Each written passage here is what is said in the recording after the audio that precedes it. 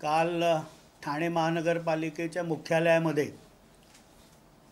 केवळ प्रसिद्धीच्या हव्यासापोटी रिक्षा चालवत महानगरपालिकेमध्ये नकलाकार कलाकार डॉक्टर जितेंद्र आव्हाड गेले आणि मी संध्याकाळी DCP पंकज शिरसाट यांना पत्र लिहून मागणी केली की रिक्षा चालवायची असेल तर तुम्हाला परमिट लागतं, तुम्हाला बॅच लागतो, तुम्हाला रिक्षाचं लायसन्स लागतं आणि या तिन्ही परवानग्या नसताना त्यांनी रिक्षा चालवली, सामान्य रस्त्यावरनं चालणाऱ्या ठाणेकरांचा जीव धोक्यात घातला आणि त्यामुळे मोटर व्हेकल्स ॲक्टच्या अंतर्गत त्यांच्यावर गुन्हा किंवा दंड लागला पाहिजे। ठाणे पोलीस आता ते धारिष्ट्य दाखवत आहेत का गुन्हा नोंदवायचा किंवा फाईन लावायचा, हा निर्णय आता पोलीस उपायुक्त वाहतूक पंकज शिरसाट यांनी घ्यायचा आहे। नाही, त्यांनी मला सांगितलं की आम्ही चौकशी करून त्याबाबतचा निर्णय घेतो। मलाही बघायचं आहे, कारण सामान्य ठाणेकर जर तुम्ही टू व्हीलरवरनं विदाऊट हेल्मेट फिरलात तर तुम्हाला पोलीस फाईन लावतं, सीट बेल्ट नसेल तर तुम्हाला फाईन लागते, ड्रायव्हिंग लायसन्स नसेल तर तुम्हाला फाईन लागतो। तर ठाणे पोलीस ते धारिष्ट्य दाखवत आहेत का?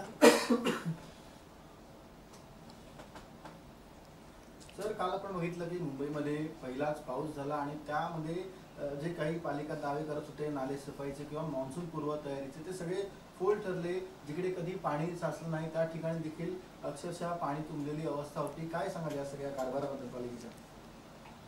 काल मुंबईकरांच्या अतोनात हाल पहिल्या पावसाळ्यामध्ये झाले हे सत्य कोणी नाकारू शकत नाही, पण पहिल्यांदाच मे महिन्यामध्ये एवढी मोठी पावसाची एका दिवसामध्ये जो पाऊस गरजला, कारण साधारणपणे 2 किंवा 3 जूनला केरळा इथे मान्सून येतो आणि 8 ते 10 जूनपर्यंत तो मुंबईला येतो, पण निसर्गाचं चक्रच बहुतेक 15-20 दिवस पुढे आलं आहे आणि पहिल्यांदाच मे महिन्यामध्ये एवढा पाऊस संपूर्ण महाराष्ट्रभर, मुंबई नाही तर संपूर्ण महाराष्ट्रभर धो झाला आणि त्यामुळे पहिल्या पावसामध्ये मुंबईकरांचे हाल झाले।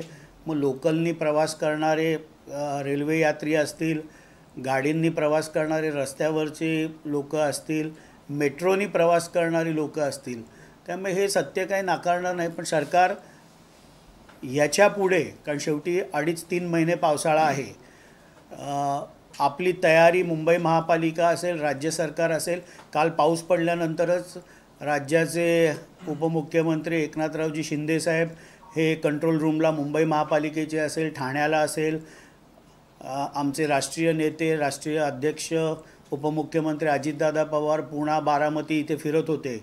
माननीय राज्याचे मुख्यमंत्री देवेंद्रजी फडणवीस साहेब देखील संपूर्ण पावसाचा आढावा घेत होते। संपूर्ण राज्यामध्ये शेतकऱ्यांचं जे नुकसान झाले त्याचे पंचनामे करण्याचा आदेश देखील तिथल्या जिल्ह्याच्या अधिकाऱ्यांना देण्यात आलेले आहेत। एक मुद्दा असा आहे की अशी माहिती समोर येऊ राहिली की अजित पवारांच्या विरोधात भाजपचे आमदार आहेत त्यांनी अमिषांकडे तक्रार केली आहे की अजित पवारांकडनं, त्यांच्या पक्षाकडनं जे त्यांच्या विरोधात पराभूत झालेले त्यांच्या पक्षाच्या लोकांना ते बळ देऊ राहिले आणि अशा म्हणजे काही नाराजी समोर येऊ राहिली, हे यात कितपत तथ्य किंवा काय पॉलिसी आहे तुमची आगामी काळामध्ये?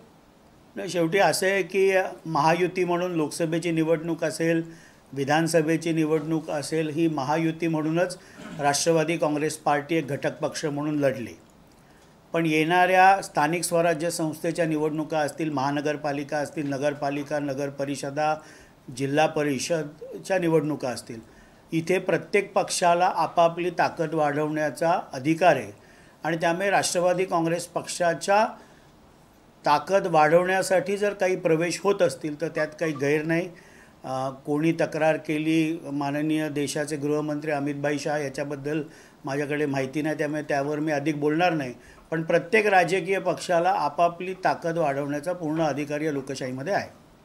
सातत्यानं महिला आयोगावर प्रश्नचिन्ह उपस्थित होत आहेत। वैष्णवी राघवने, त्यानंतर प्रणय फुके यांच्या भावाच्या पत्नीचा म्हणजे प्रिया फुकेचा विषय असेल आणि आता संजय शिरसाट यांच्या मुलाचा विषय असेल, सातत्यानं आरोप होत आहेत महिला आयोग कारवाई करत नाही आहे। एकंदरीतच या 3 प्रकरणांसंदर्भामध्ये आता महिला आयोग सुमोटो घेणार का, असा सवाल उपस्थित होतो। महिला आयोगाच्या कार्यकक्षेमध्ये कायद्याने जी कार्यकक्षा बांधून दिलेली आहे त्याच्यामध्ये महिला आयोग अत्यंत चांगल्या पद्धतीने काम करण्याचा प्रयत्न करत असतो.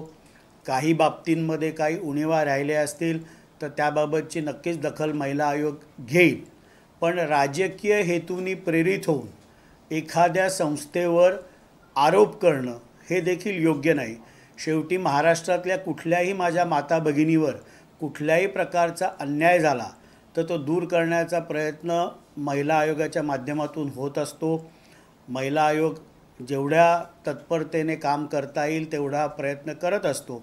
पण काही जर कुठे राहिलं असेल तर नक्कीच भविष्यामध्ये महिला आयोग त्याबद्दलची सतर्कता ठेवेल.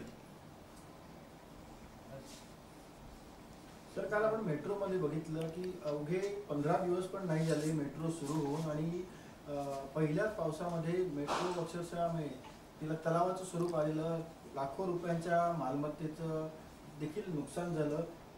चुकीच्या वेळी किंवा काम पूर्ण झालेलं नसताना मेट्रो सेवा सुरू करण्यात आली असं वाटतं. त्याबाबतचं सविस्तर निवेदन राज्याचे उपमुख्यमंत्री नगरविकास मंत्री माननीय एकनाथरावजी शिंदे साहेबांनी दिलं की वरळी येथील जे मेट्रोचं अंडरग्राऊंड स्टेशन होतं तिथे संरक्षण भिंतीचं काम पूर्ण झालं नव्हतं आणि त्यामुळे पावसाचं पाणी त्या मेट्रो स्टेशनमध्ये गेलं, नुकसान तिथे झालं आहे. कालपासूनच तिथे साफसफाईचं काम आणि मेट्रो पुनर्वत कशी होईल याचे सर्व प्रयत्न MMRDAच्या माध्यमातून चालू आहेत. ती भिंत पूर्ण झाली नव्हती हे कुठे नाकारता येत नाही, संरक्षण भिंतचं काम, पण त्यातून लवकरात लवकर पुन्हा तो ॲक्वा लाईनचा रूट पूर्ण क्षमतेने चालू होईल हेच प्रयत्न MMRDAच्या माध्यमातून आहेत. असं पण समोर येते की हे जे काम केलेलं आहे त्या कंपन्या टर्किश कंपन्या आहेत ज्या पाकिस्तानाच्या सोबत उभं राहिल्या. त्यानंतर आता असे काम पुढे या कंपन्यांना देऊ नयेत अशा प्रकारचा काही प्रस्ताव घेतला जाईल का? शेवटी तो निर्णय माननीय उपमुख्यमंत्री एकनाथरावजी शिंदे साहेबांनाच घ्यायचा आहे. कारण नगरविकास खातं असेल, MMRDA असेल, हे त्यांच्याकडे येतं. पण संपूर्ण भारतामध्ये एक जनभावना अशीच आहे की टर्कीने झालेल्या युद्धामध्ये पाकिस्तानची बाजू घेतली, पाकिस्तानला ड्रोन दिली, शस्त्र दिली. त्यामुळे भारतामध्येच महाराष्ट्रामध्ये टर्किश कंपनीजना कुठल्याही प्रकारचा व्यवसाय पुढे देण्यात येऊ नये, असतील त्यांनाही बंद करावी, ही एकंदरीतच जनमत महाराष्ट्राच्या जनतेमध्ये आहे.